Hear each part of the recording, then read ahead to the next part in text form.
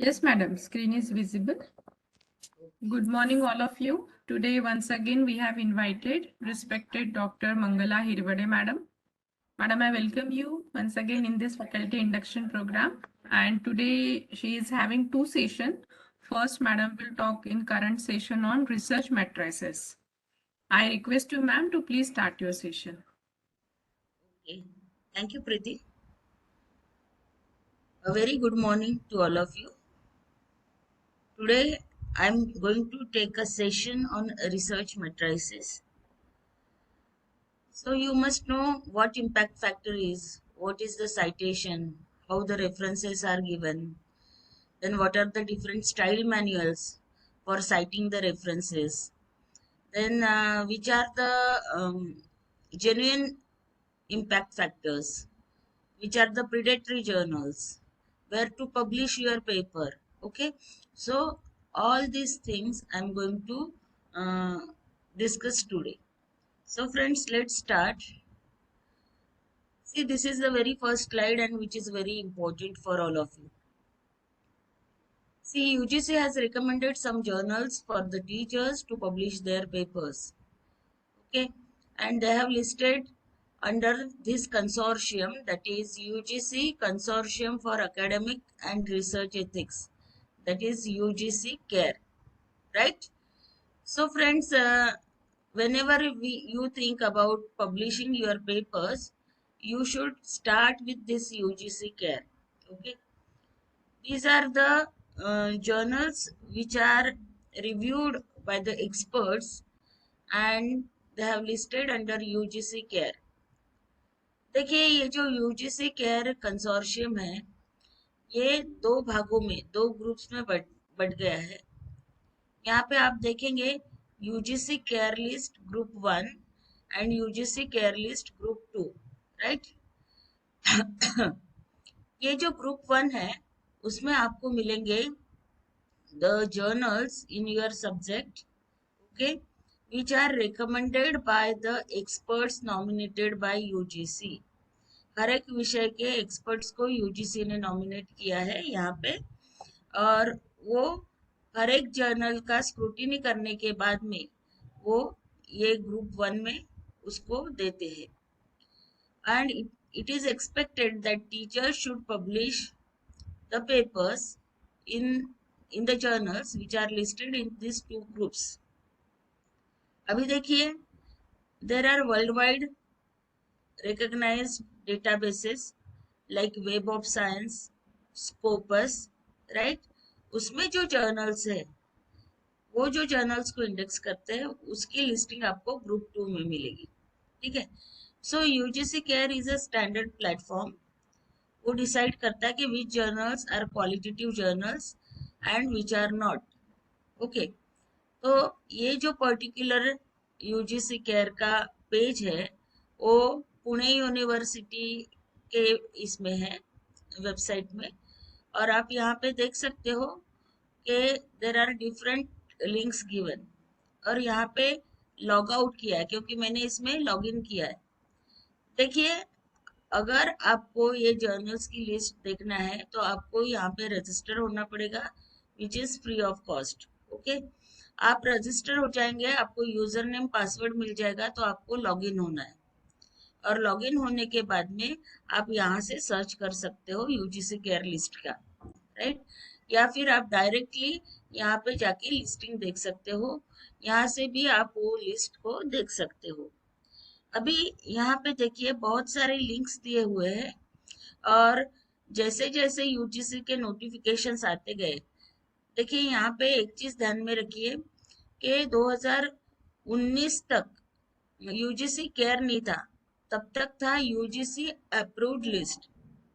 ठीक है, लेकिन अभी यूजीसी केयर लिस्ट अभी फाइनलाइज हुआ है। अभी थोड़ा और आगे चलते हैं।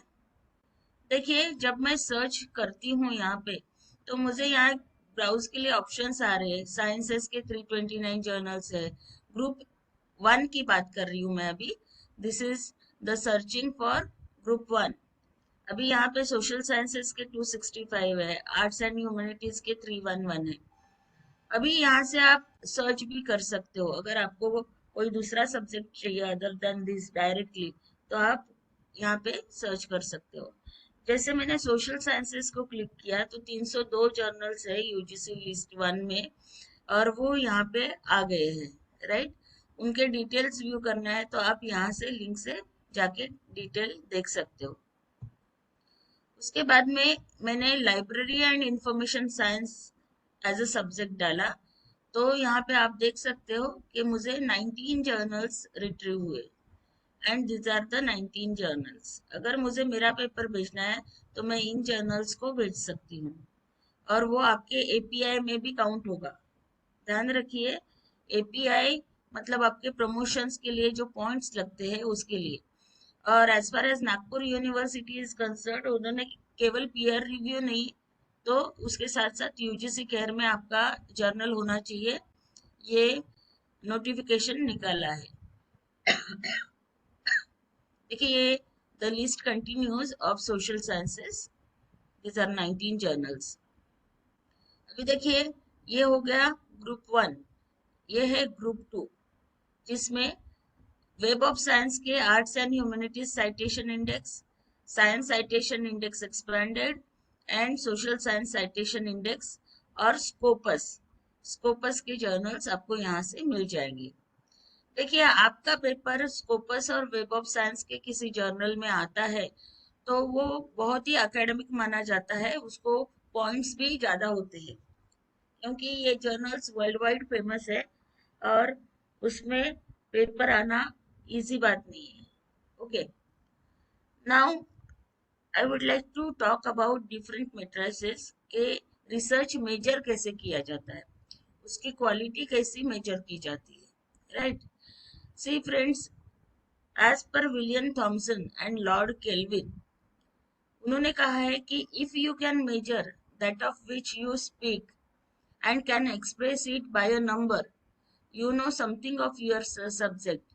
But if you cannot measure it, your knowledge is meager and unsatisfactory. तो देखिए आप जो भी लिखते हो, आपका जो भी कार्य है, तो उसकी क्वालिटी जो है वो मेजर करना बहुत इंपॉर्टेंट होता है। Then what are the measuring tools? Okay, see what actually we talk about impact, and that too of research impact. Okay, see, research impact is the effect research has beyond the academia. When the knowledge is generated by our research contributes to, benefits, and influences the society, culture, our environment, and the economy, it is said to have research impact. देखिए केवल हमारे points तक ही हमारा research limited नहीं होना चाहिए। हमारा research, हमारा नॉलेज जो जनरेट करते हैं हम थ्रू रिसर्च, तो उसने सोसाइटी को कुछ देना चाहिए, सोसाइटी को बेनिफिट मिलना चाहिए, राइट। तभी हम कहेंगे कि उसका कुछ इम्पैक्ट है, राइट। अभी आप देखेंगे कि ये जो रिसर्च इम्पैक्ट फैक्टर जो होता है वो कैसे गिना जाता है। देखिए आपने एक पेपर लिखा एक जर्नल में, उसको कितने लोग साइट करते हैं उनके पेपर में, ठीक है, तो वो डिसाइड करता है कि आपका रिसर्च का इम्पैक्ट फैक्टर क्या है। मतलब कितने लोगों ने आपका रिसर्च जो आपने पब्लिश किया था जर्नल में, उसका यूज करके खुद के रिसर्च में आपको रेफरेंस दिया है, तो उसके ऊपर रहता है रिसर्च इम्पैक्ट फैक्टर। ये जो इम्पैक्ट फैक्टर होता है तो उसका एक फॉर्मूला होता है, और ये कॉन्सेप्ट जो है इम्पैक्ट फैक्टर की, उसको डिवाइस किया है यूजिन गारफील्ड नाम के एक लाइब्रेरी साइंस प्रोफेशनल ने, who was the founder of institute for scientific information. Okay, अभी देखिए यूजिन गारफील्ड का इस क्षेत्र में योगदान काफी रहा है। अभी रिसर्च इम्पैक्ट कैसे मेजर किया जाता है? एक तो है citation impact and impact factor services. अभी देखिए साइटेशन इम्पैक्ट जो होता है, साइटेशंस मतलब रेफरेंस जो आपको देते हैं, लोग साइट करते हैं, उसको हम साइटेशन कहते हैं। ये साइटेशन दोनों का होता है, ऑथर का भी होता है और जर्नल का भी होता है। लेकिन इम्पैक्ट फैक्टर जो होता है वो केवल जर्नल का होता है, वो ऑथर का नहीं होता है। और ये इम्पैक्ट फैक्टर कैलकुलेट करके देने वाली बहुत सारी सर्विसेज है। उसमें से जेन्युइन सर्विसेज कौन सी है, क्वालिटेटिव सर्विसेज कौन सी है, और कौन सी सर्विसेज को आपने यूज नहीं करना चाहिए, वो मैं आपको सब्सिक्वेंट स्लाइड्स में बताऊंगी। फिर होता है जर्नल इम्पैक्ट, फिर होता है book impact, individual research impact and measurement of esteems. तो ये 5 तरह से आप रिसर्च का इम्पैक्ट मेजर कर सकते हो। Now citation measuring databases. अभी आपने पेपर लिखा, लेकिन वो पेपर को कितने साइटेशंस आए हैं, तो ये आपको कहाँ से पता चलेगा? So there are some databases, they keep track of citations, okay? And these databases are listed over here. You can see Scopus, Web of Science, Google Scholar, Indian Citation Index, ProQuest, Ovid, Jester, Social Science Research Network, Philosophers Index, Taylor and Francis, Sage Online Journals. लेकिन आज के session के लिए हम ये सिर्फ 4 को detail में पढ़ेंगे, क्योंकि वही आपके लिए ज्यादा इम्पोर्टेंट है। That is Scopus, web of science, Google scholar and Indian citation index, right? अभी देखिए, you can see the first database and very popular world wide citation indexing database is Scopus. आगे चलते हैं। This is a commercial database. Commercial database means आपको इसको subscribe करना पड़ता है, ओके? बट इसका एक और साइट है जो मैं आपको दिखाऊंगी, तो वो साइट फ्री ऑफ कॉस्ट है। तो उसमें से आप बहुत सारे नंबर्स जो है वो डाउनलोड कर सकते हो। अभी this is actually the Scopus preview. आप यहाँ पे देखेंगे स्कोपस कंटेंट, इसमें कंटेंट कवरेज गाइड है, स्कोपस सोर्स लिस्ट है। यहाँ से आपके विषय के जर्नल्स जो स्कोपस में इंडेक्स्ड है वो आप यहाँ से आराम से देख सकते हो। स्कोपस कुछ बुक्स और कॉन्फ्रेंस प्रोसीडिंग्स को भी इंडेक्स करता है, उसकी भी लिस्ट आपको यहाँ से मिल जाती है। और अगर किसी कारणवश स्कोपस ने एक आध जर्नल को डिसकंटिन्यू किया, तो डिसकंटिन्यूड सोर्सेस की भी लिस्ट आपको यहाँ से मिल जाती है, ठीक है? यहाँ पे आपको जर्नल की रैंकिंग्स मिलती है, मतलब जिस जर्नल में पब्लिश हुए पेपर्स को सबसे ज्यादा साइटेशंस आए हैं, तो उसके हिसाब से टॉप जर्नल्स का वो आपको लिस्टिंग देता है, ताकि आपको द मोस्ट क्वालिटेटिव जर्नल मिले जिसमें आप आपका पेपर भेज सकते हो। यहाँ पे देखिए, यहाँ पे ऑथर के नाम से भी सर्च है। इसको आप क्लिक करेंगे तो आपको ऑथर का सर्च भी आएगा। ये देखिए स्कोपस में कितने जर्नल्स इंडेक्स्ड है, तो उसका एक आंकड़ा मैं आपको यहाँ पे बताना चाहती हूँ। देखिए स्कोपस में तकरीबन मोर देन 25,000 टाइटल्स को इंडेक्स किया गया है। उसमें से 23,452 पीयर रिव्यूड जर्नल्स है। अभी पीयर रिव्यू का मतलब क्या है? जर्नल की पॉलिसी पीयर रिव्यूड है, इसका मतलब क्या है? इसका मतलब ये है कि आपको आपके पेपर का लाइफ साइकिल जानना जरूरी होता है। देखिए, आप आपका पेपर लिखते हो और आप जर्नल के एडिटोरियल बोर्ड को वो सबमिट करते हो। प्रिलिमिनरी स्क्रूटिनी एडिटर्स करते हैं आपके पेपर की, और फिर आपके विषय में जो तज्ञ है, वो मतलब पीयर्स है, एक्सपर्ट्स है, उनके पास में आपका पेपर भेजा जाता है। वो लोग उसको पढ़ते हैं, उसके ऊपर अपने कमेंट्स लिखते हैं, और वो कमेंट्स आपको वापस भेजे जाते हैं थ्रू एडिटर्स।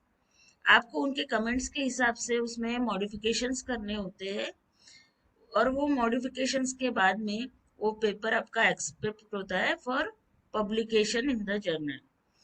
देखिए, ये पीयर रिव्यू प्रोसेस जो होती है वो 2 प्रकार की होती है। एक होता है ब्लाइंड पीयर रिव्यू और दूसरा होता है double blind peer review. Blind peer review में क्या होता है कि आपका नाम गाम आपके क्रेडेंशियल्स हटा देते हैं और सिर्फ आपका कंटेंट जो है पेपर का वही रिव्यूअर के पास में जाता है। और डबल ब्लाइंड पीयर रिव्यू में क्या होते हैं कि आपके क्रेडेंशियल्स को हटा दिया जाता ही है, लेकिन वो जो दो रिव्यूअर्स होते हैं उनको भी पता नहीं रहता कि आपका पेपर वो दोनों के पास में आया है, तो वो लोग भी आपके पेपर पे डिस्कशन नहीं कर सकते और वो अपना जो क्लियर मत है, अनबायस्ड मत है, वो उसमें लिखते हैं। सो स्कोपस में 23,452 पीयर रिव्यूड जर्नल्स को इंक्लूडिंग किया है और उसमें से 5,500 जो जर्नल्स है वो फुल्ली ओपन एक्सेस जर्नल्स है। ये 294 ट्रेड पब्लिकेशंस को इंडेक्स करता है और 852 book series and 9.8 million conference papers from over 1,20,000 world wide events को ये इंडेक्स करता है। तो आप देखेंगे कि इतना सारा बड़ा डेटाबेस है ये Scopus. It is commercial database.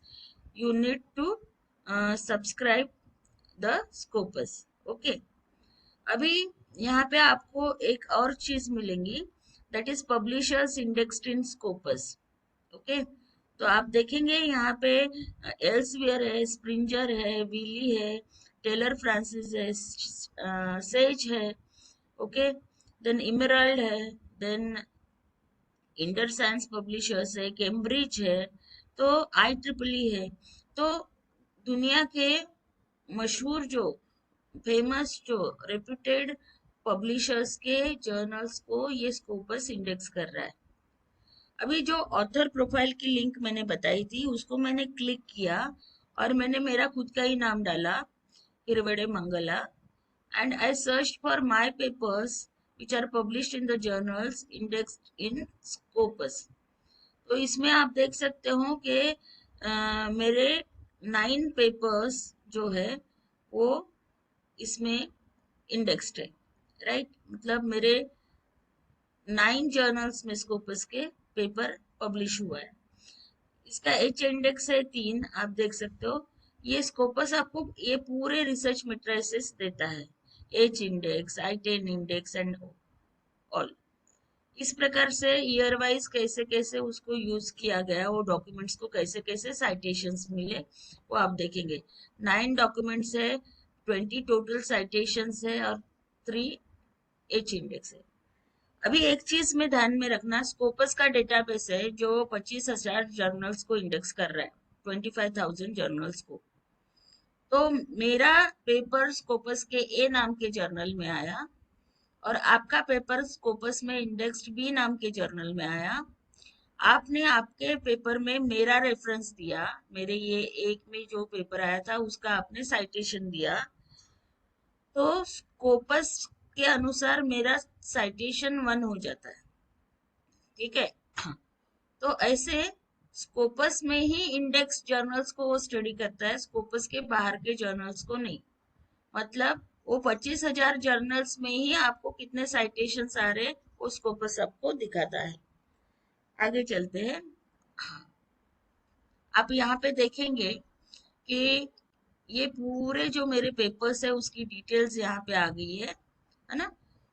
आप देखेंगे यहाँ पे these are the Scopus journals, right. और उनको स्कोपस में मिले हुए साइटेशंस यहाँ पे आ रहे। अभी आप यहाँ पे सर्च भी कर सकते हो, this is also a free page, आप यूज कर सकते हो इसको। सब्जेक्ट एरिया का नाम यहाँ पे आप डालिए, अपना सब्जेक्ट डालिए, तो आपको लिस्ट ऑफ जर्नल्स यहाँ पे आ जाएंगे। देखिए जैसे ये उन्होंने ड्रॉप डाउन एरो में ये ऑप्शंस दिए हैं, उसमें से आप चूज कर सकते हो। जैसे लाइब्रेरी एंड इंफॉर्मेशन साइंस को हमने क्लिक किया तो देखिए 289 जर्नल्स के नाम आ गए। मतलब ये पूरे जो जर्नल्स है ये क्वालिटी जर्नल्स है और यूजीसी रिकमेंड करती है कि आप आपके पेपर्स ये जर्नल्स में भेजिए। देखिए हर एक जर्नल का साइट स्कोर लिखा है। साइट स्कोर ये इम्पोर्टेंट मेजर है क्वालिटी मेजर करने का। साइट स्कोर जितना ज्यादा उतना टॉप पे वो जर्नल जाएगा, राइट। और उन्होंने जर्नल्स को इस प्रकार से first quartile, second quartile, third quartile, fourth quartile में उन्होंने डिवाइड भी किया है। तो वो कैसे देखना वो मैं आपको बता दूंगी। अभी यहाँ पे देखिए स्कोपस में suppose this is the journal, मुझे ये जर्नल में सेकंड रैंकिंग है उसका, ये जर्नल को पेपर भेजना है। तो उसके साइटेशंस 2018 में कितने थे? 635 साइटेशंस उसमें के पेपर्स को मिले टोटल। देन 15 से 17 में डॉक्यूमेंट्स कितने पब्लिश हुए? 84 पेपर्स है, 3 साल में 84 पेपर्स है। तो इस प्रकार से वो वैल्यूज देता है आपको, राइट? और उसके ऊपर से आप क्वालिटी को मेजर कर सकते हो। अभी थोड़ा और आगे जाते हैं, उसी को कंटिन्यू करते हैं। तो आप देखेंगे कि ये जर्नल था और उसका एसएनआईपी का फुल फॉर्म है source normalised impact per paper, और उसका एसजेआर स्कीमेगो जर्नल रैंक इतना है। ओके, तो ये दो वैल्यूज भी नैक की दृष्टि से इम्पोर्टेंट होती है, और वो कहाँ से लेना वो भी मैं आपको बता दूंगी। ठीक है, अभी थोड़ा सा एक चाहती हूँ कि आप लोग ना थोड़ा थंब दिखाए या फिर हैंड रेज करे, ताकि मुझे समझेगा कि आपको सब क्लियर होते जा रहा है, क्योंकि ये थोड़ा सा समझने में डिफिकल्ट है। Okay okay, thank you. आगे चलते हैं, राइट? अभी ये जर्नल को मैंने चुना था, जर्नल ऑफ इंफॉर्मेशन टेक्नोलॉजी। इसका जो पब्लिशर है वो स्प्रिंजर है। ओके, और इसका साइट स्कोर 7.56 है।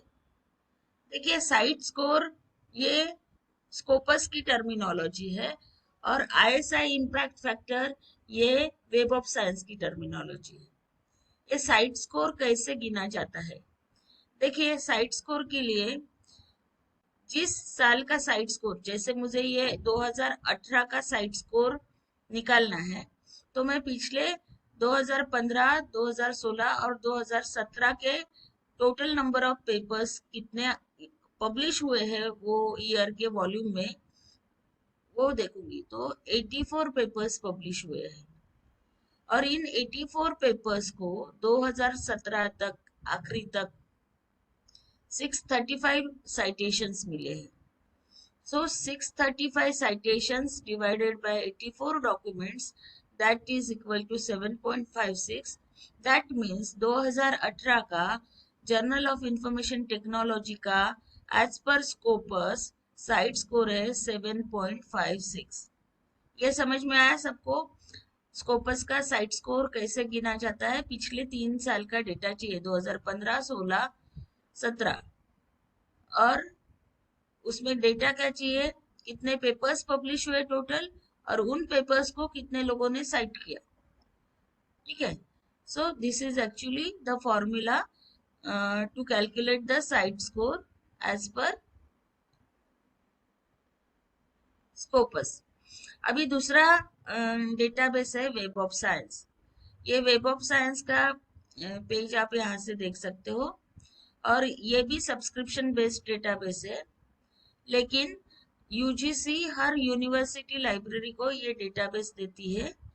ये डेटाबेस अवेलेबल है ई शोध सिंधु में, और ई शोध सिंधु का सब्सक्रिप्शन तकरीबन हर यूनिवर्सिटी में है। आप यूनिवर्सिटी लाइब्रेरीज को यूज कर सकते हो। अभी ये लिंक है जो आपको वेब ऑफ साइंस का कवरेज बताता है। ओके, और यहाँ पे आपको लिस्ट मिलेगी। देखिए यहाँ पे मैंने library and information science keyword डाल के कोशिश की है कि मैं सर्च करूं।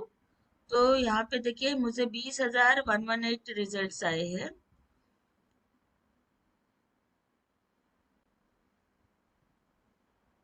और ये आप देखेंगे कि वेब ऑफ साइंस का कोर कलेक्शन होता है, science citation index expanded, social science citation index, arts and humanities citation index, and emerging sources citation index. Okay, तो इस पे के जो आपके विषय का डेटाबेस है, you can click on that particular database. जैसे ये लाइब्रेरी साइंस का एक जर्नल यहाँ पे आया है, लिब्रिस, आप देख सकते हो उसके डिटेल्स आए हैं यहाँ से। उसके प्रोफाइल पेज में आप जाके देख सकते हो। ओके,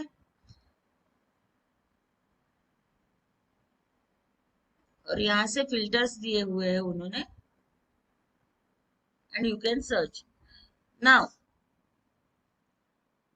सबके लिए एक्सेसिबल होता है गूगल स्कॉलर।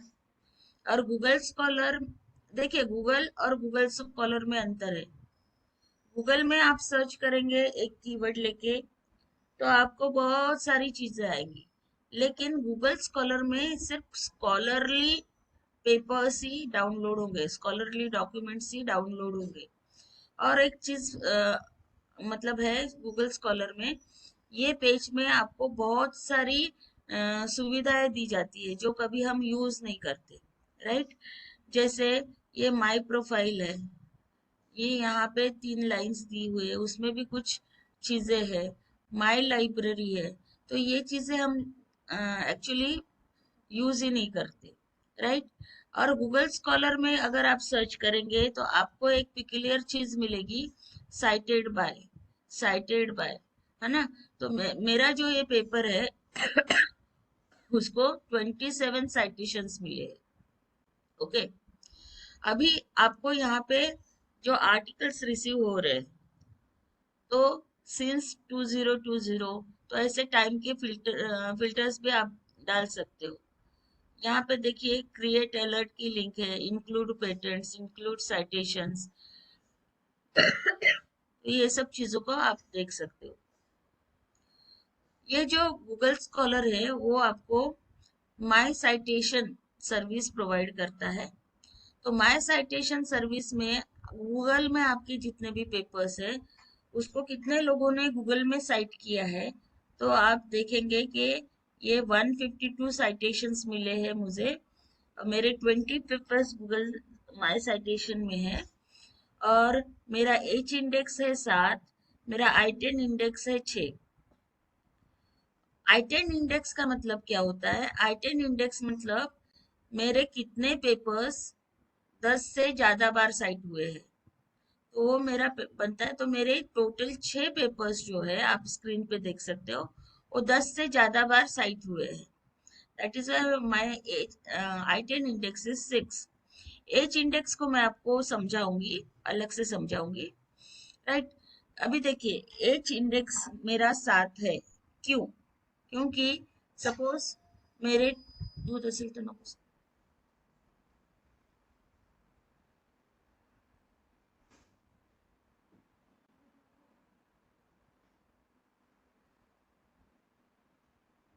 देखिए मेरे ये 10 पेपर है, राइट। मेरा पहला पेपर को 20 साइटेशन है, दूसरे को 18 है, तीसरे को 15 है, चौथे को 13 है, पांचवे को 10 है, छठवे का 9 है। लेकिन लेकिन यहाँ पे सातवें पेपर को 8 साइटेशंस मिले हैं मुझे, राइट।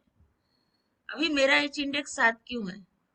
क्योंकि मेरे 7 पेपर्स इंडिविजुअली, जिनको 7 से ज्यादा साइटेशंस है, इसलिए मेरा पेपर जो है वो एच इंडेक्स जो है वो 7 है।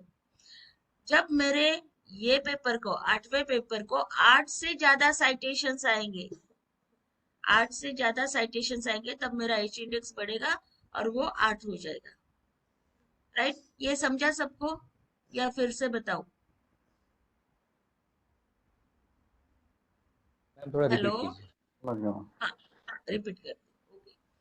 अभी देखिए मेरा एच इंडेक्स 7 क्यों है? एच इंडेक्स कैसे कैसे गिना जाता है मैं आपको बताती हूँ।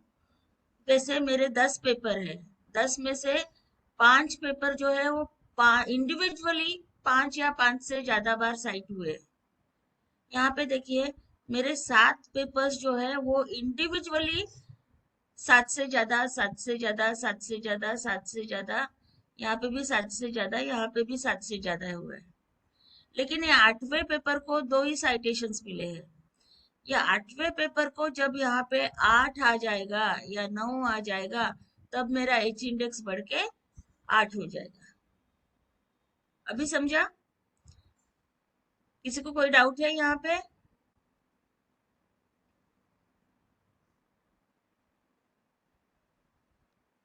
ओके, आगे चलते हैं। जो जो कि मैंने आपको कहा था कि गूगल स्कॉलर में नो, अश्विनी ठाकरे को नहीं समझा अभी भी? ओके। नाही समजलं मॅडम, डाऊट नाही. डाउट डाउट नाही आहे ऐसा बताओ.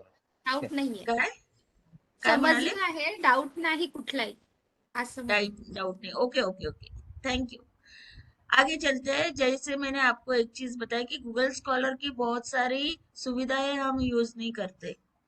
तो देखिए यहाँ पे टॉप पब्लिकेशंस में आपको कैटेगरीज आती है। सोशल साइंसेस को अगर आप क्लिक करेंगे तो ये देखिए, ये जर्नल्स की रैंकिंग आती है सोशल साइंसेस की। तो आपको पता चलता है कि टॉप 5 जर्नल्स कौन से हैं एज पर गूगल स्कॉलर। तो ये भी आपको जर्नल सिलेक्शन के लिए काम आता है।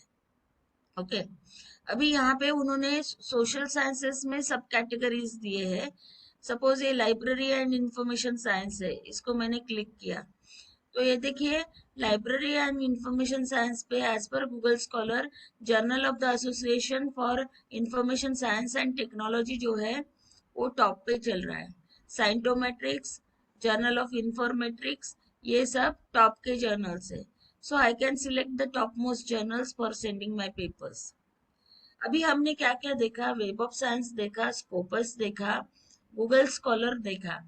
उसके बाद में एक और इंडियन डेटाबेस है, that is Indian citation database. अभी क्या होता है कि बहुत सारे हमारे पास में रीजनल लैंग्वेजेस है ना, और उसमें के जर्नल्स जो है, सपोज अभी मराठी है, मराठी जर्नल्स को वेब ऑफ साइंस का इम्पैक्ट फैक्टर बहुत रेयर रहेगा। तो इंडिया लेवल पे, नेशनल लेवल पे उन्होंने एक साइटेशन डेटाबेस बनाया है और वो है इंडियन साइटेशन इंडेक्स। वो इस प्रकार से दिखता है। ये भी कमर्शियल डेटाबेस है और इसमें भी आपको सब्सक्रिप्शन लेना पड़ता है। ओके, द रिसेंट नंबर्स देखिए, इसमें इंडिया से पब्लिश होने वाले 1270 जर्नल्स को इंडेक्स किया जाता है और ये लोग आपको एक गेस्ट एक्सेस देते हैं 24 आवर्स के लिए। अगर आपको ट्राई करना है तो आप वो गेस्ट एक्सेस लेके आप यूज कर सकते हो। गेस्ट एक्सेस अगर आप लेंगे या फिर सब्सक्रिप्शन बेस्ड डेटाबेस को सर्च करेंगे तो आपको ये सब चीजें जो है, डेटा कंपेरर, जर्नल एनालाइजर, ये सब इंस्टीट्यूशन एनालाइजर, ये सब सर्विसेज उनकी मिलेंगी। अभी देखिए इसमें कितने कितने विषयों को, कितने जर्नल्स को इंडेक्स किया गया है सब्जेक्ट वाइज, आप यहाँ पे देख सकते हो। ओके, आर्ट्स एंड ह्यूमैनिटीज के 7 जर्नल्स को इंडेक्स किया है, बॉटनी के 38 जर्नल्स है, इकोनॉमिक्स के 19 जर्नल्स है। तो इस प्रकार से अलग अलग इसमें आप देख सकते हो। लाइब्रेरी एंड इंफॉर्मेशन साइंस के 16 जर्नल्स को वो इंडेक्स कर रहा है, आप यहाँ पे देखेंगे। ओके, अभी कौन से मैटर को वो इंडेक्स करता है? आईसीआई में research articles, review articles, short और brief communications, editorial, letters to editor, research notes, case studies, case reports, opinion papers and observations को वो इंडेक्स करता है। लेकिन advertisements, digests, obituaries, book reviews, news and views, announcements and from the desk को वो index नहीं करता है। अभी देखिए, इसको एक्सेस करने के लिए रजिस्ट्रेशन प्रोसेस होता है, वो फ्री ऑफ कॉस्ट हो जाता है। आप यहाँ पे आपकी डिटेल्स डालिए और रजिस्ट्रेशन गेस्ट एक्सेस के लिए कर लीजिए। फिर आपको ये सब सर्विसेज मिलेंगी, simple search, institution analyser, data comparer, journal analyser, mark record, cited reference search, advance search and search history. अभी थोड़ा आगे चलते हैं। देखिए, मैंने बिब्लियोमेट्रिक ये शब्द दिया टॉपिक के हिसाब से और मैंने सर्च किया तो देखिए मुझे 93 पेपर्स यहाँ पे रिट्रीव हुए बिब्लियोमेट्रिक्स के ऊपर में। अभी देखिए ये बिब्लियोग्राफिकल इंफॉर्मेशन है इसकी, और ये जो पेपर है वो कितनी बार साइट हुआ है, तो 6 बार साइट हुआ है। तो ये 6 लोग कौन से हैं, वो अगर आपको देखना है तो भी आप देख सकते हो कि कहाँ कहाँ किसने किसने आपको साइट किया है। अभी देखिए ये बिब्लियोमेट्रिक का एक पेपर है, 6 बार वो साइट किया गया है, उसमें 14 रेफरेंसेस है। तो ये पर्टिकुलर डेटाबेस बिब्लियोग्राफिक इंफॉर्मेशन लेता है, टोटल साइटेशंस लेता है, एब्स्ट्रैक्ट लेता है, और यहाँ पे आप देखेंगे ये सब डिटेल्स लेता है और उसके रेफरेंसेस लेता है। मतलब ये पेपर में कौन से रेफरेंसेस दिए, फिर वो रेफरेंसेस मतलब जहाँ है वहां पे एक साइटेशन हो जाता है उनका। तो इस प्रकार से ये साइटेशन काउंट किया जाता है। अभी देखिए ये जो 8 लोग हैं, ये जो टाइम साइटेड 8 लोग है, तो ये कौन से है, तो ये यहाँ पे उन्होंने दिए हुए हैं, राइट। तो इस प्रकार से ये सर्च आप कर सकते हो पूरा डेटाबेस। अभी यहाँ पे इस प्रकार से साइटेशन रिपोर्ट्स निकलते हैं ईयर वाइज, हर एक जर्नल के, हर एक ऑथर के, राइट। अभी रिफाइन सर्च का ऑप्शन है, रिफाइन विद इन इंस्टीट्यूट का ऑप्शन है, और ये 3 महत्वपूर्ण सर्विसेज वो देती है, जैसे इंस्टीट्यूशनल एनालाइजर है, जर्नल एनालाइजर है एंड डेटा कंपायरर है। जैसे CSIR की 40 लेबोरेटरीज है, राइट। तो उनमें से सबसे रैंकिंग करना है आपको, कंपेयर करना है 2 लेबोरेटरीज का परफॉर्मेंस, तो वो सुविधा यहाँ पे है आपको। यहाँ पे देखेंगे आप, जैसे Indian council of agricultural research ICAR के अंडर में ये इतनी सारी इंस्टीट्यूशंस आती है, तो उसमें टॉप पे कौन है, Indian agricultural research institute with 4411 articles. Okay, देखिए इस प्रकार से वो पूरा उसका डिटेल्स भी देता है, ईयर वाइज कितने पेपर्स उसमें है IARI के। फिर दूसरा है डेटा कंपेरर। ओके, डेटा कंपेयरिंग भी आप कर सकते हो इस प्रकार से, जैसे मैंने ये यूनिवर्सिटीज ली, एग्रीकल्चरल यूनिवर्सिटीज, ओके, इतनी सारी है, तो उसमें टॉप मोस्ट कौन है, तो वो चल रही है university of agricultural sciences Dharwad. Okay, फिर उसके बाद में इंजीनियरिंग का भी आप ले सकते हो। इस प्रकार से आपको रैंकिंग मिलती है। ये पूरा ग्राफिकल प्रेजेंटेशन भी आप डाउनलोड कर सकते हो for measuring the performance of the institution. Journal analyser में भी आपको रैंकिंग मिलती है जर्नल्स की, हर विषय के अनुसार। ओके, देखिए ये इस प्रकार से डिटेल्स, जैसे करंट साइंस के बारे में आपको देखना है, तो करंट साइंस का परफॉर्मेंस क्या है, उसमें कितने आर्टिकल्स, 2004 में 611 आर्टिकल्स पब्लिश हुए, उसके साइटेशंस मिले हैं 1665, उसमें सेल्फ साइटेशन से 373। ठीक है, तो इस प्रकार से आपको डिटेल्स यहाँ से मिलती है और आप सर्च कर सकते हो। जो साइटेड रेफरेंसेस होते हैं उसमें भी सर्च कर सकते हो, सबसे ज्यादा साइटेड ऑथर कौन है उसका भी आपको रैंकिंग मिल जाता है, राइट।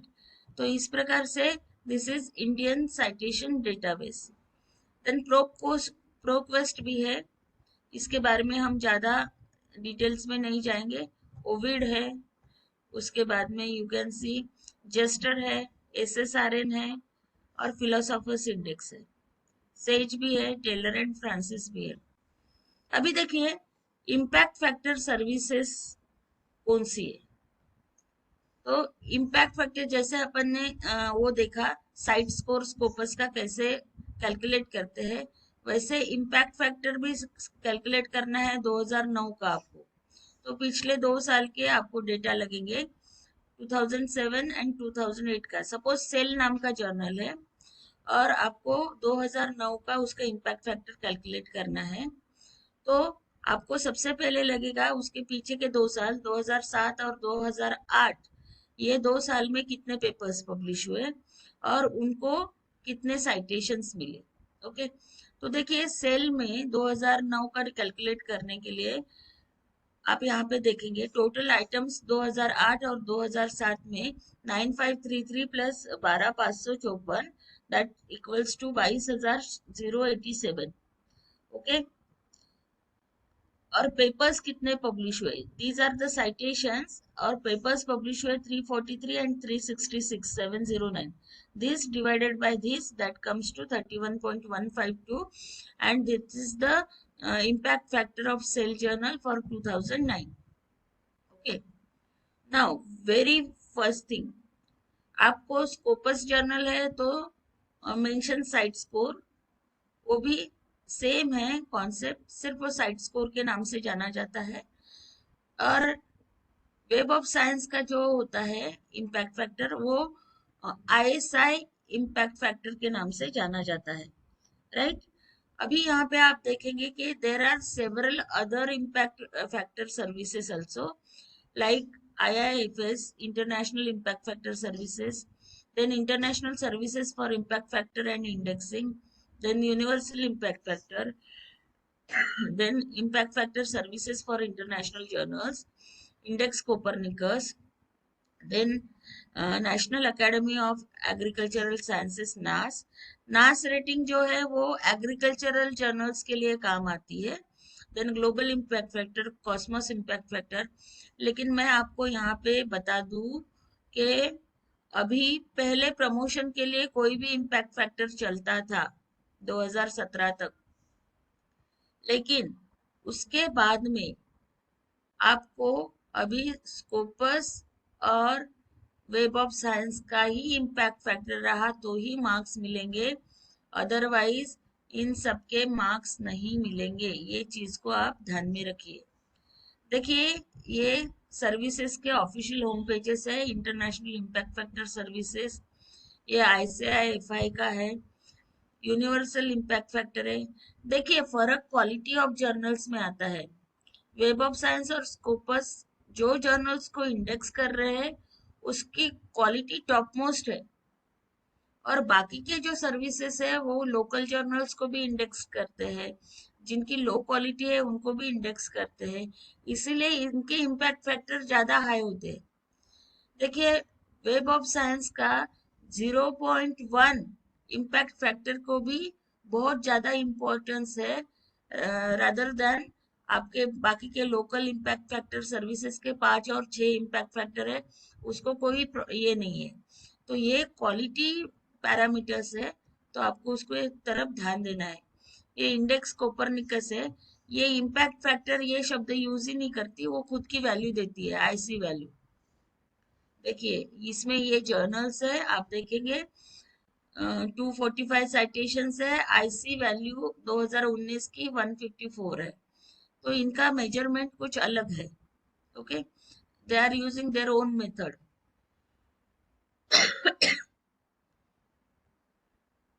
देन नास रेटिंग भी एग्रीकल्चरल यूनिवर्सिटीज इसको फॉलो करती है.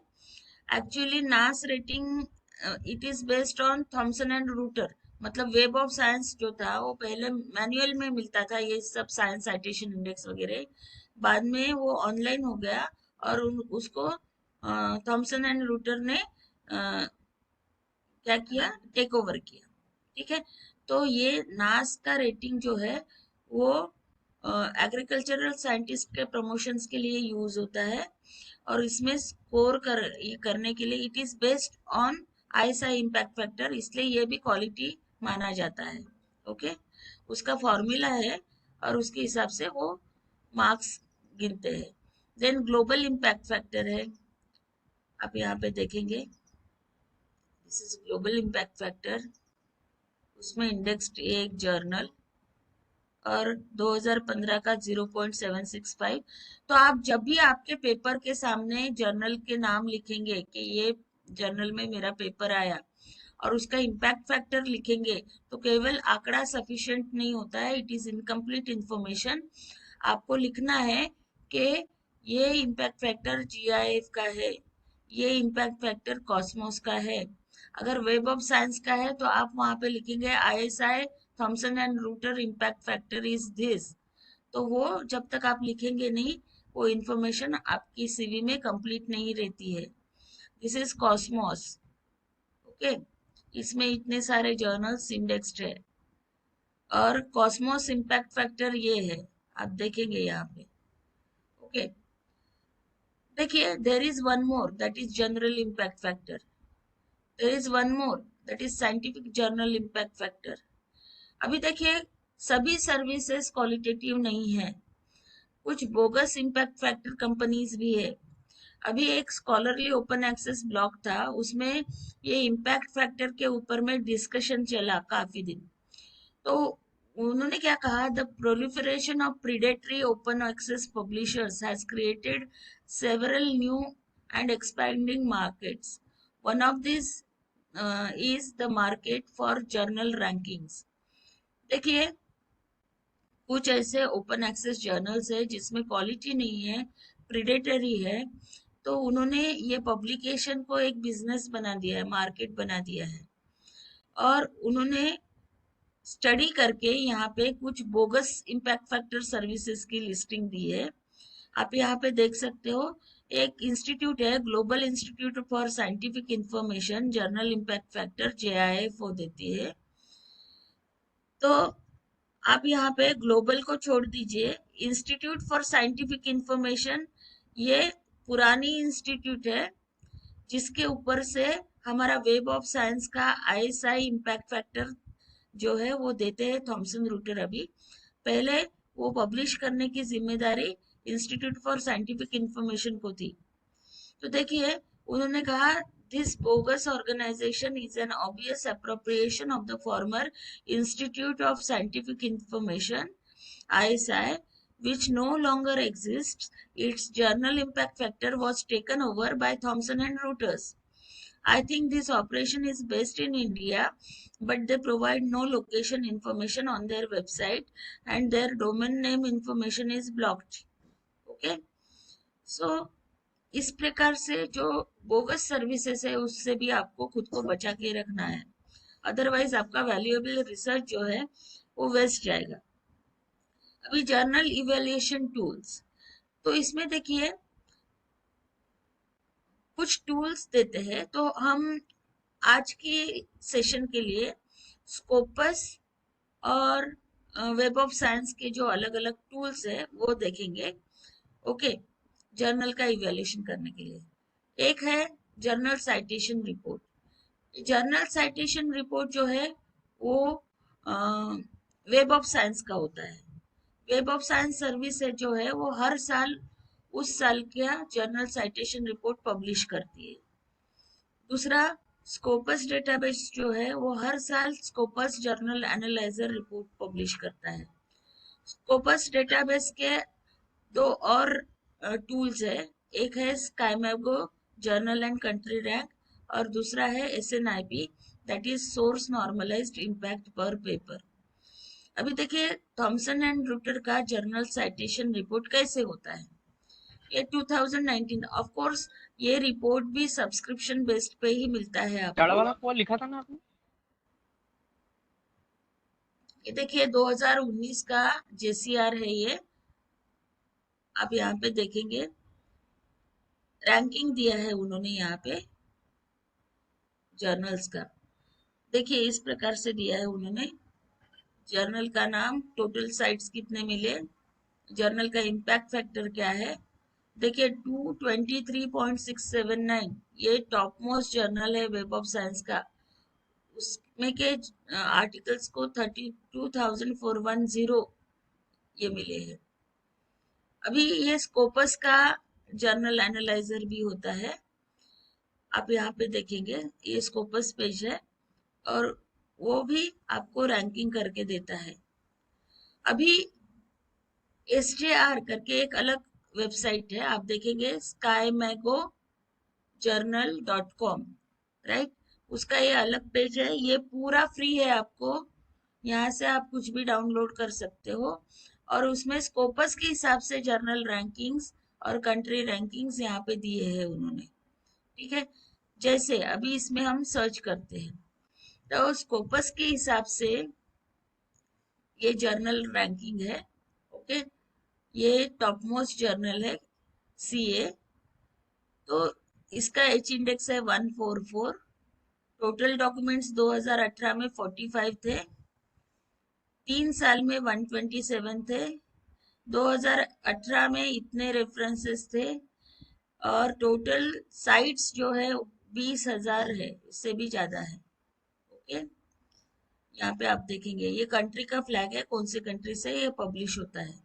तो ये इंफॉर्मेशन आप SCImago journal and country ranking website से फ्री ऑफ कॉस्ट डाउनलोड कर सकते हो आपके पेपर्स को ये करने के लिए। और ये SJR वैल्यूज अगर आप NAC के रिपोर्ट में लिखी तो उसका काफी अप्रिसिएशन होता है। और स्कोपस में इंडेक्स जर्नल्स को Q1, Q2, Q3 और Q4 ऐसे 4 भागों में उन्होंने बांटा गया है क्वाड्राइल्स में। इसका मतलब क्या है वो मैं आपको सब्सिक्वेंट स्लाइड में बताऊंगी। यहाँ पे देखिए मैंने सर्च किया सोशल साइंसेस में library and information sciences, all countries लिया मैंने, ऑल टाइप्स लिया और 2018 का देखी। तो देखिए मुझे ये रिजल्ट्स आए। ये नंबर 1 पे जर्नल चल रहा है, इसका SJR है 3.476, इसको आपको लिखना है। इसका H इंडेक्स है 145। ओके, इस प्रकार से आपको आते हैं। तो मैं अगर मेरा बहुत अच्छा क्वालिटी पेपर है तो मैं इसको सिलेक्ट करूंगी और इनको ये पेपर भेजूंगी ताकि मुझे इसका वेटेज मिले, राइट। अभी देखिए यहाँ पे मैंने social science, library and information science और इंडिया ऐड किया 2018। तो इंडिया से पब्लिश होने वाले 3 ही लाइब्रेरी साइंस के जर्नल्स स्कोपस में इंडेक्स्ड है। अब देखेंगे केवल इंडिया के। हाँ, डेसीडॉक जर्नल है वो Q2 में आता है, एनल्स Q3 में आता है और journal of digital information management Q4 में आता है। ठीक है, तो इस प्रकार से आप ये कर सकते हो। जैसे मैंने डेसीडॉक जर्नल को क्लिक किया तो उसकी पूरी इंफॉर्मेशन यहाँ पे आ गई। ओके, और इसका स्कोपस के हिसाब से H इंडेक्स है 8 और इस प्रकार से आपको ग्राफ्स भी जनरेट होते हैं, राइट। दूसरा लाइब्रेरी साइंस का जर्नल है एनल्स, उसका H इंडेक्स है 9। ये पूरे स्टैटिस्टिक जनरेट हो गया। अभी देखिए मैंने कंट्री वाइज किया कि कौन सी country as per Scopus research productivity सबसे ज्यादा है, कौन सी कंट्री की। तो सबसे पहले नंबर पे आता है यूनाइटेड स्टेट्स। उसमें देखिए इतने सारे पेपर्स पब्लिश किए हुए हैं और उसका H इंडेक्स है 2222। ओके, और 24.66 साइटेशंस पर डॉक्यूमेंट उनको मिले हैं। सेकंड नंबर पे चाइना है, H इंडेक्स है 794। थर्ड नंबर पे एज पर डॉक्यूमेंट्स पब्लिश्ड है। थर्ड नंबर पे यूके है, Germany, Japan, France, Canada, Italy and 9th number पे इंडिया है। इंडिया से इतने पेपर्स पब्लिश हुए स्कोपस डेटाबेस में और इंडिया का H इंडेक्स है 570। देखिए ये उन्होंने दिया है 570, इंडिया के पूरे ये मैपिंग्स दिए हुए हैं उन्होंने। ये सब्जेक्ट एरियाज वाइज इंडिया के पूरे मैपिंग्स दिए हुए हैं, ईयर वाइज दिए हैं। अभी लाइब्रेरी साइंस में इंडिया कौन सी रैंक पे है, तो लाइब्रेरी साइंस में भी इंडिया 9th रैंक में है और इंडिया के ऑथर्स के 3597 पेपर्स लाइब्रेरी साइंस के स्कोपस में है और H इंडेक्स लाइब्रेरी साइंस का 58 है। ये देखिए ये इंडिया का डिटेल्स आ गया। यहाँ पे आप आपका सब्जेक्ट एरिया डालेंगे तो आपका सब्जेक्ट का H इंडेक्स वगैरह सब आएगा इंडिया का। देखिए मैंने यहाँ पे सोशल साइंसेस डाला तो H इंडेक्स 130 है, ये सब्जेक्ट का इंडिया का। इतने डॉक्यूमेंट्स पब्लिश हुए सोशल साइंसेस में। तो ये सब जो है ये एल्सवेयर की सर्विस है स्कोपस, और स्काईमैगो रैंकिंग स्कोपस डेटाबेस के पूरे आपको मेजरमेंट्स देता है। अभी देखिए ये जो Q1, Q2, Q3, Q4 मैंने बताया, तो Q1 जो है उसमें टॉप 25% जर्नल्स है, मतलब 100 जर्नल्स अगर एक विषय में है तो पहले 25 जर्नल्स को Q1 कैटेगरी मिलेंगी, 26 से 50 को Q2 में आएंगे, 51 टू 75 Q3 में आएंगे और 76 टू 100 Q4 में आएंगे. सो ये Q1 the most quality journals. Okay, ये जो स्कीमैगो जर्नल रैंक के लिए जो फॉर्मूला लगता है वो फॉर्मूला ये है. ओके, अभी source normalised impact per paper जो है ये भी एक प्रकार का मेट्रिक है. फिर हमने journal evaluation tool web of science का देखा, that is JCR, journal citation index. उसके बाद में हमने देखा स्कोपस का साइट स्कोर है, स्कीमैगो जर्नल है और ये बाकी के हैं, ये हमें उतने काम के नहीं है. अभी देखिए बुक का भी इम्पैक्ट होता है. बुक का impact Google scholar, Google books, ई बुक लाइब्रेरी, यहाँ से आप ले सकते हो.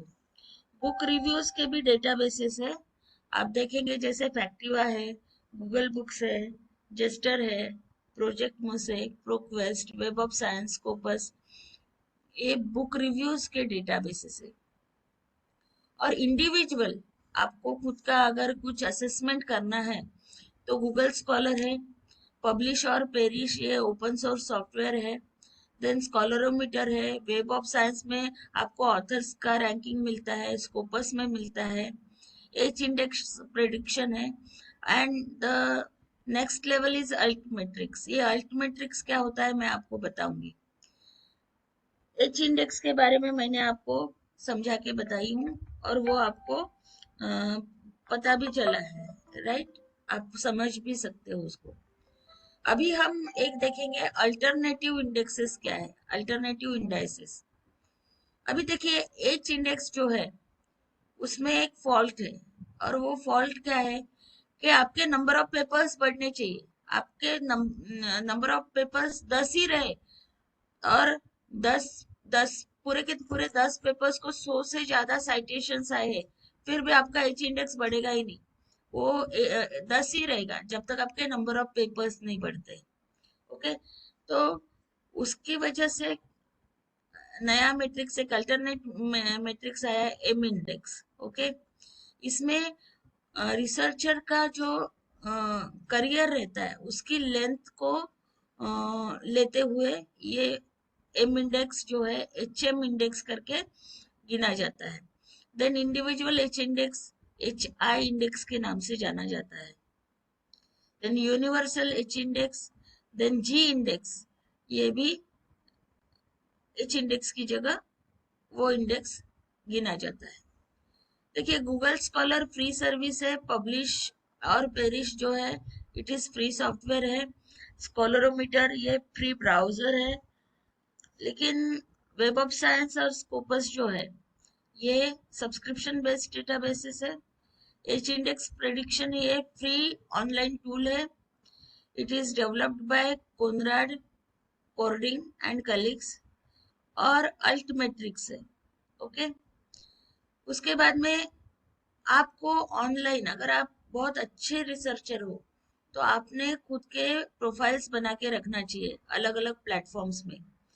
तो कौन से डेटाबेसेस है वो जो रिसर्चर्स के प्रोफाइल्स को मेंटेन करते हैं, वो है Socrates, Vidwan, then researcher ID Thomson Reuters का, my citation service Google Scholar की, Scopus author identifier and open research and contributor ID that is ORCID. तो आप अगर अच्छे रिसर्चर हो तो आप ये सब डेटाबेसेस में खुद का रजिस्ट्रेशन करके उनकी आईडी ले लो और आपके रिज्यूम के साथ में वो आईडी आप सब लगाते जाना. आपकी वो आईडी खोले तो आपका पूरा रिज्यूम वहां पे आ जाएगा, आपका जो पब्लिकेशन है वो पूरे वहां पे दिखना शुरू हो जाएंगे.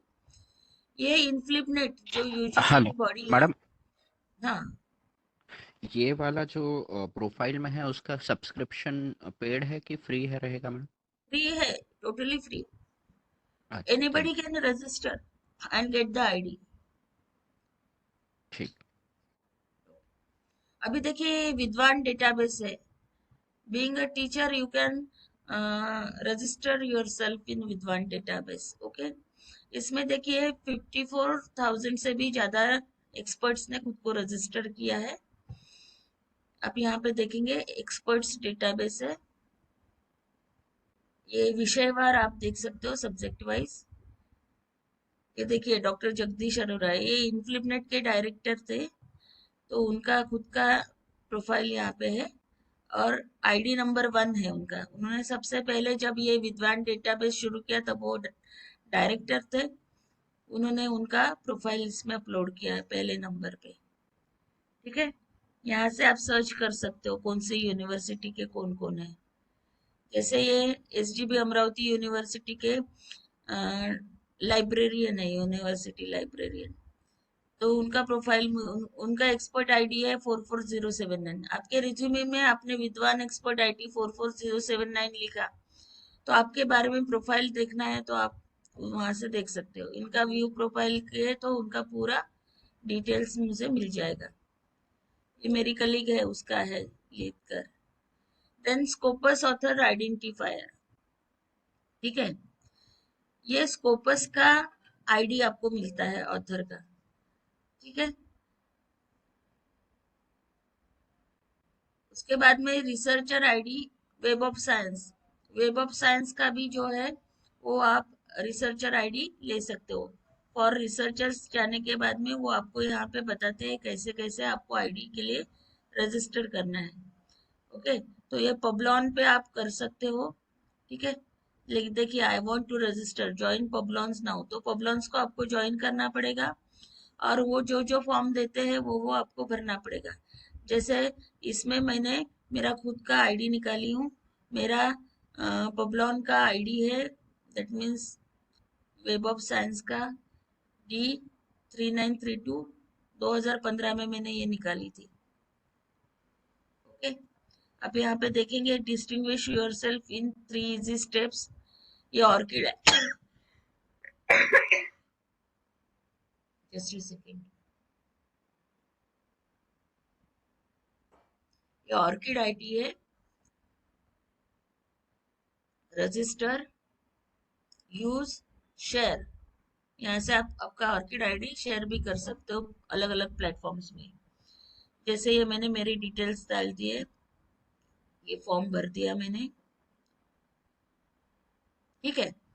तो ये रिसर्च प्रोफाइल्स है जहाँ पे अगर आप खुद को रजिस्टर करेंगे तो क्या होगा, आपके रिसर्च की विजिबिलिटी जो है वो बढ़ जाएगी. राइट.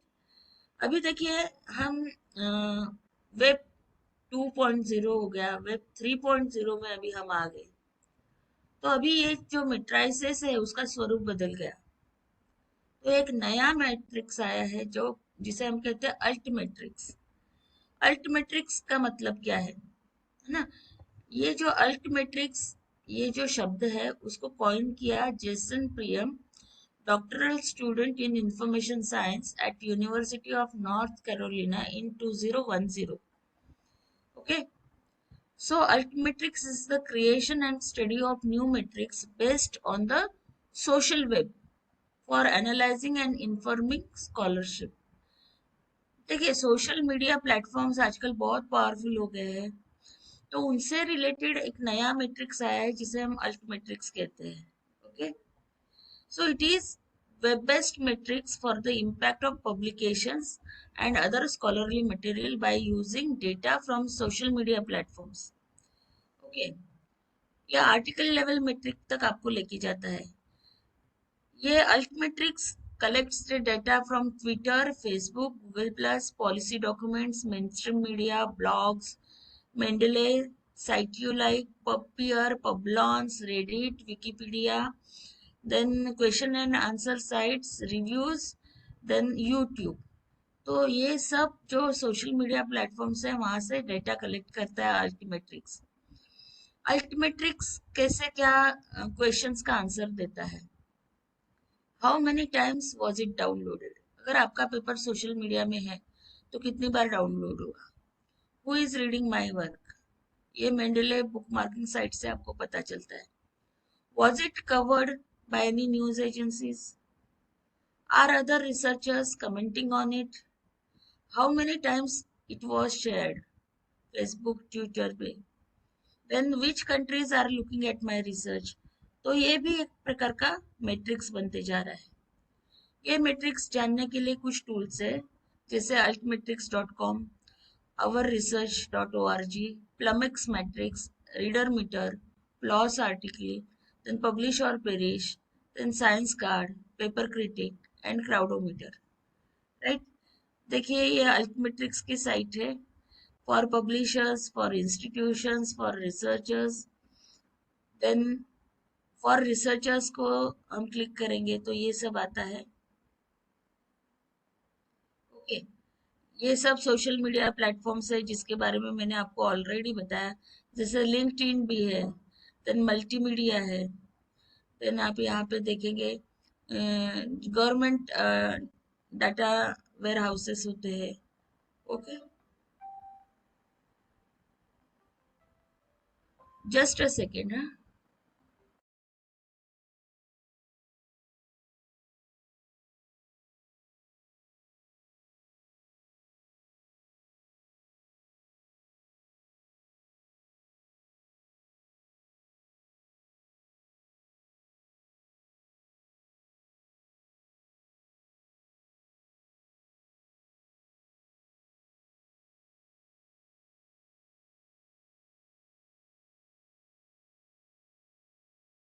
टूल है our research. Okay,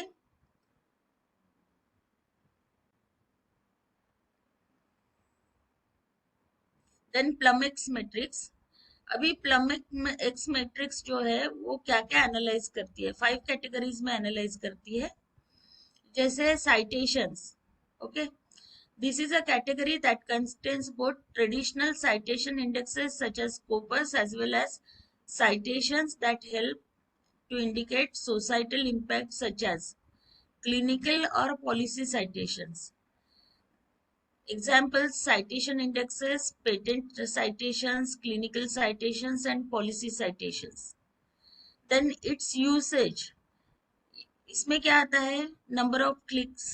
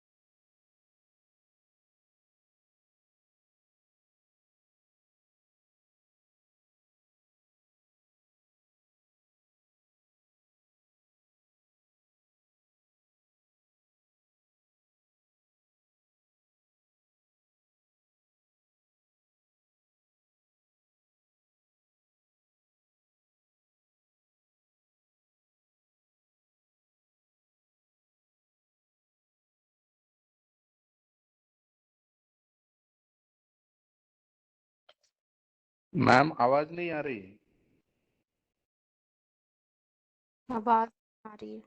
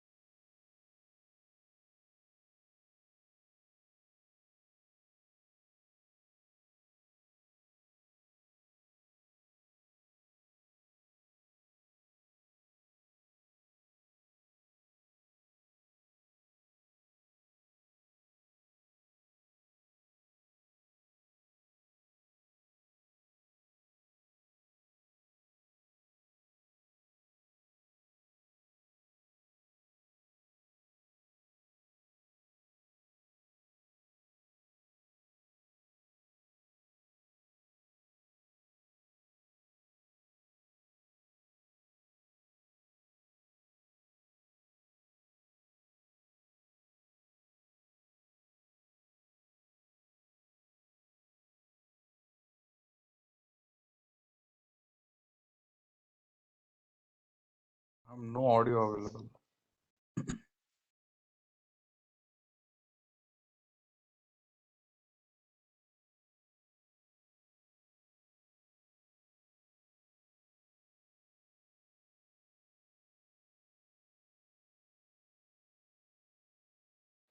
hello, is it Audible? Ma'am की आवाज आ रही क्या किसी को? हेलो, नहीं No, नहीं आ ma'am. रही नहीं।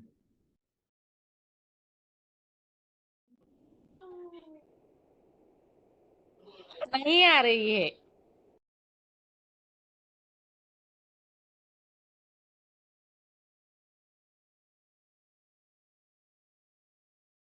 हेलो, एक मिनट। हाँ मैडम शायद डिस्कनेक्ट हो गए हैं, प्लीज वेट। अभी हुए क्या मैडम डिस्कनेक्ट? मैम ऑडियो नहीं आ रहा था, डिस्कनेक्ट अभी हुई है। अच्छा अच्छा, ठीक है ना, एक मिनट वेट करिए। में एक साइट थी प्लमेक्स। ओके, प्लमेक्स मैट्रिक्स जो है वो आपको क्या क्या बताती है? तो 5 कैटेगरीज में साइटेशंस बताती है, जैसे citation indexes, patent citations, clinical citations, policy citations. Then आपका जो डॉक्यूमेंट है उसका यूसेज कितना हुआ, मीन्स कितने नंबर ऑफ क्लिक्स आए, डाउनलोड्स आए, व्यूज आए, लाइब्रेरी होल्डिंग्स, वीडियो प्लेस कितने हुए। देन कैप्चर्स, जैसे bookmarks, code forks, favorites, readers, watchers. Then you can see mentions, blog posts, comments, reviews, Wikipedia references, news media. Then social media पे कितने share हुए, likes कितने हुए, कितने कमेंट्स, कितने ट्वीट्स हुए, तो ये सब का काउंट ये साइट रखती है।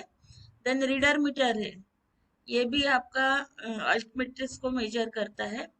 देन आर्टिकल लेवल मैट्रिक्स भी एक चीज होती है, जैसे प्लॉस रिपोर्ट्स है, उसमें मैंने कोविड-19 कीवर्ड दिया तो 3 आर्टिकल्स आए। अभी 3 आर्टिकल्स में सपोज ये जो पहला आर्टिकल है तो उसका मुझे अल्ट मैट्रिक्स देखना है। तो PLOS views 1921, PDF downloads 2170, XML downloads 917 और total usage is 5008, right.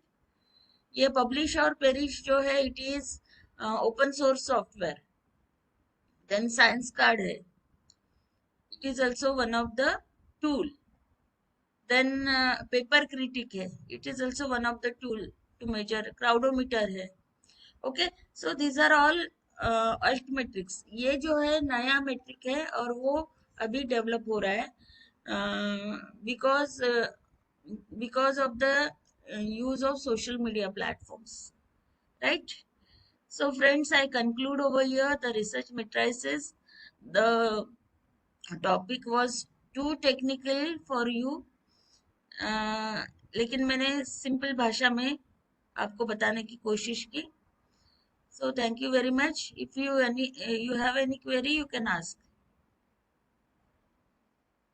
Yes madam, it was a very informative because बहुत सारे नए पार्टिसिपेंट्स हैं जो रिसर्च अभी कर रहे हैं, तो उनके लिए बहुत ज़्यादा फ्रूटफुल सेशन था। पार्टिसिपेंट आपको कुछ पूछना है तो पूछिए, बहुत सारी चीज़ें आप लोगों के लिए नई होगी आज के लिए। Excuse me madam. हाँ Yes. बोला मैडम। हा मॅडम, मला एज्युकेशनचे जर पेपर पब्लिश करायचे आहे, रिसर्च पेपर किंवा काही, तर यूजीसीच्या अंडर असे कुठले जर्नल्स आहेत की ज्याच्यात मी करू शकेल, की जे माझ्या पुढल्या याच्यासाठी व्हॅलिड राहील ते? मॅडम, मी तुम्हाला सांगितलं सगळ्यात पहिली स्लाइड, यूजीसी केअर मध्ये जा. अच्छा. हे बघा, यूजीसी केअरच्या लिस्ट मध्ये जा. इथे तुम्ही रजिस्ट्रेशन करा, लॉग इन व्हा आणि इथे जी ग्रुप 1 आहे ना, ग्रुप 1 हा जो हा दिसतोय स्क्रीनवर, त्याला हा क्लिक करा. त्याच्यामध्ये एज्युकेशनचे कीवर्ड टाकला तुम्ही तर ते एज्युकेशनचे जर्नल्स लिस्ट आउट होतील तिथे तुम्हाला. मग त्यातनं कोणतंही एक जर्नल तुम्ही निवडा. अच्छा. हम्म. ठीक आहे मॅडम. असं कोणत्याही जर्नलला पेपर नाही पाठवायचा आता याच्या पुढे. हो हो, तेच म्हणून मला प्रॉपर विचारायचं होतं की कुठल्या जनरलला म्हणजे पाहिजे ना आपल्याला, ते व्हॅलिडी पाहिजे ना आपले पेपर्स. हो, याच्यात असले तर थँक्यू. पूर्ण मार्क मिळतील तुम्हाला. हा हा हा हा. Hello ma'am. येस, मैम अगर कोई जर्नल है जो केयरलिस्ट में है लेकिन प्रिंट ओनली है। हेलो। केयर लिस्ट में है लेकिन प्रिंट प्रिंट ओनली है, यानी वो ओपन एक्सेस नहीं है उसका। तो चलेगा ना, कोई प्रॉब्लम नहीं। तो मैम उसका वेटेज ज्यादा रहेगा या ओपन एक्सेस वाले का वेटेज ज्यादा रहेगा? वो ग्रुप 2 में अगर दोनों का कोई वेटेज दूसरा होगा। रहेगा। ये लिस्ट में जो ये है ना, जर्नल्स इंडेक्स्ड है, उनका वेटेज सेम रहेगा, प्रोवाइडेड किसी का इम्पैक्ट फैक्टर अगर ज्यादा रहेगा तो वो जर्नल का वेट ज्यादा रहेगा। क्योंकि मैम प्रिंट ओनली का तो साइटेशन वगैरह दिखता नहीं है, वो अपन निकाल नहीं सकते उसका। ऐसा कुछ नहीं है सर, आपका वो गलत फहमी है। प्रिंट ओनली जर्नल्स भी यूज होते हैं, केवल ई जर्नल्स यूज होते हैं ऐसा नहीं है। नहीं, जैसे अपन कुछ खुद का प्रिंट, एनालाइज अगर। सुनो सुनो सुनो, हाँ, प्रिंट ओनली जर्नल्स को भी Scopus web of science index करता है। ओके ओके मैम, मैडम या थैंक यू। यस यस, बताया पूछिए हुआ है सर। बुक्स। हाँ मैडम, आपने बुक इंडेक्स के बारे में बताया हुआ था। हाँ हाँ हाँ। सपोज अगर अपन ने कोई बुक्स लिखी है तो हम्म, उसका वैल्यूएशन कैसे होगा मैडम? उसका वैल्यूएशन अगर वो स्कोपस में इंडेक्स्ड है तो उसको वेटेज मिलेगा, नहीं तो उसका वैल्यूएशन रहता है reputation of the publisher.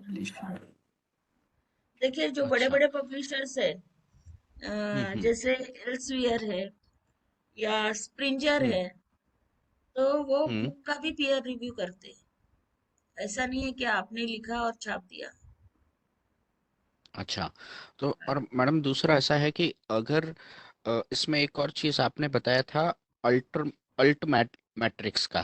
Facebook पे अगर मैंने अपना पेज बनाया और पेज हाँ बनाने के बाद उसमें अ, अपने आर्टिकल्स लिखना चालू कर दिया, अपने पूरी हाँ, एक्टिविटी लिखना चालू कर दिया, तो उसका भी वैल्यूएशन मुझे अपने इसमें मिलेगा क्या, एसीआर में?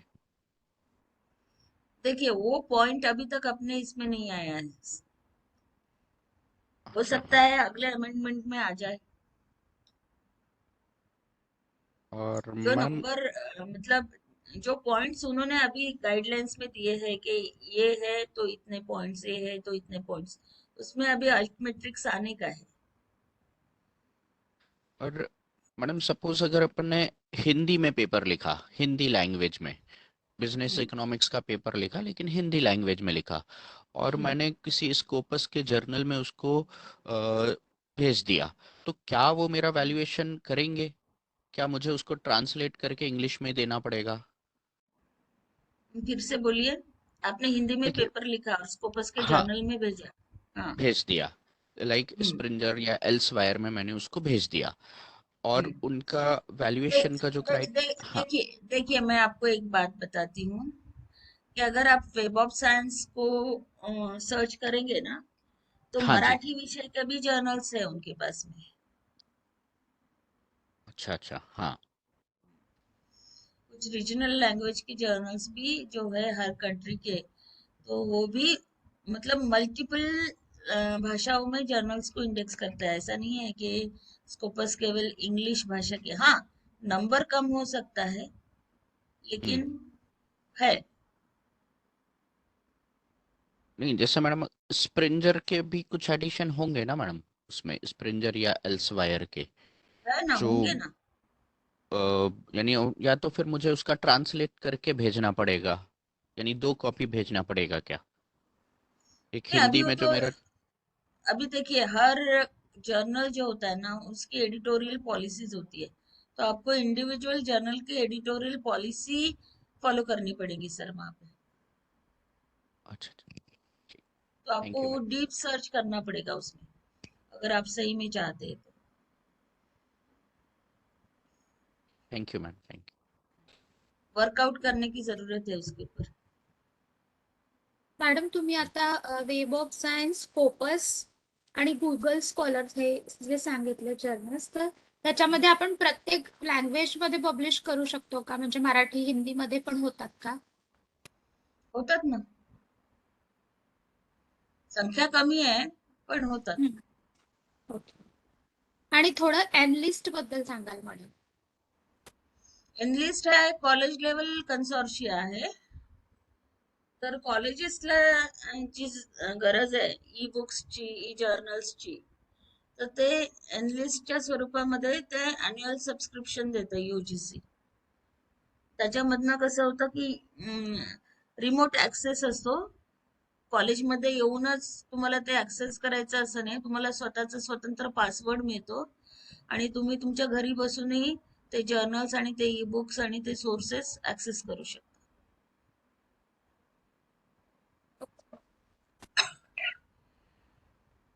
तुम्ही कॉलेज टीचर असाल तर तुमच्या लायब्ररियनकडे तो नंबर असतो. ओके.